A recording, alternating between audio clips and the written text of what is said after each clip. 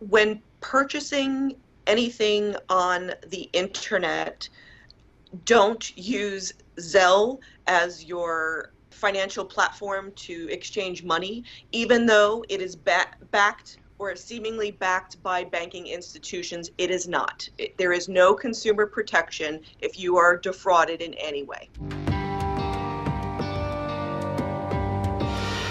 I was trying to purchase tickets from Craigslist for an upcoming performance in the DC area, and the gentleman that he showed me a snapshot of the tickets he bought from Ticketmaster, and he said that he could transfer the tickets via the Ticketmaster app to me. But I asked him, where should we meet? I was going to meet in person. And he said that he was a photographer and videographer, and he had a whole bunch of shoots that week, and he wouldn't be able to meet in person. He said all of my clients use Zelle. So I had heard of Zelle through SunTrust, which was my bank, but I never had signed up for it prior. But SunTrust kept sending me emails like, use our online bill transfer payment app or whatever. And so I felt like somewhat comfortable because like Wells Fargo and SunTrust and other big banks push this app for peer-to-peer transfers. So like you log into your bank account and it's like an option through your bank. Like it's not, you don't even have to download an app. It's not like a PayPal. It seemed like it was like more embedded in the SunTrust account, platform. So anyway, that's what I did. He gave me his name and his phone number and his email address that was all attributed to his Zelle account. I found him right away, so he was obviously had a legit account.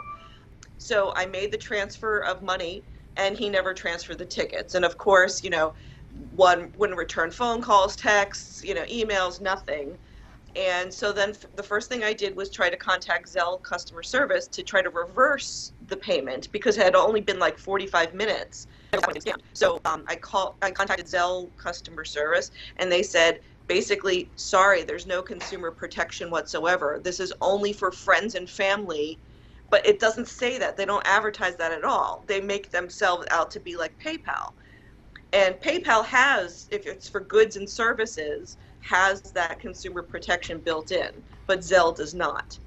I contacted SunTrust customer service and gave them all of the documentation, like the emails, the text, the screenshot of the tickets, everything, and they wouldn't help me either for the same reason. And I said, well, why do you offer this as part of the SunTrust platform if you're not offering your own consumers any protection whatsoever?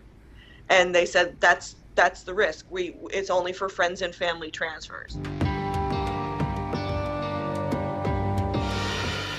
Not the police. I did file a report with the Consumer Protection Bureau, and what was it, the Internet Fraud, IFC, ICC, something like that, website.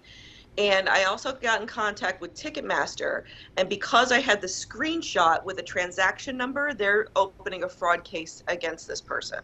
So I'm hoping, they didn't promise me any money back, and nobody's going to be able to, restore me fiscally. But I would love to, be able to stop that kind of a person from doing it to someone else. Craigslist, of course, is no help whatsoever. Trying to think what were the other options, but I didn't think about the police, but I think he gave me a fake name. I mean, it's fraud. It's absolute fraud. I am not privy to the bank. He did tell me, initially, because I said, what bank do you use? Maybe I can make a deposit directly with your bank when we couldn't meet in person. And he said, oh, I use a credit union, and they're a very small credit union, and they don't even take PayPal, which I found really hard to believe, and that should have been a red flag. But I did contact the credit union he mentioned he banked with, which was in like Illinois or Idaho or something like that, and I contacted their consumer department as well with all the screenshots. If it amounts to anything, who knows. But like my past experiences with law enforcement is like, for that amount of money, they're not going to be bothered. I mean, like, yeah, you'll be able to file a case and have a case number, but there's no follow up. There's no restitution. So. Well, based on this interview, I probably should file a police report. I found that the information he did give me, like the screenshot was doctored, like his address was not his address. I've done that kind of research because he was technically semi-local, like 45 minutes away. And so that's, I've tried to pursue every possible angle from Ticketmaster to Craigslist to his bank to my bank, and then any kind of consumer protection websites and things like that, whether it's filing a report or just putting the word out. I mean, I even have like a Craigslist posting to say, beware of this guy, beware of Zelle payments, things like that. Again, like, just try to pay it forward so somebody doesn't end up in the same situation as I am, perhaps even for more money.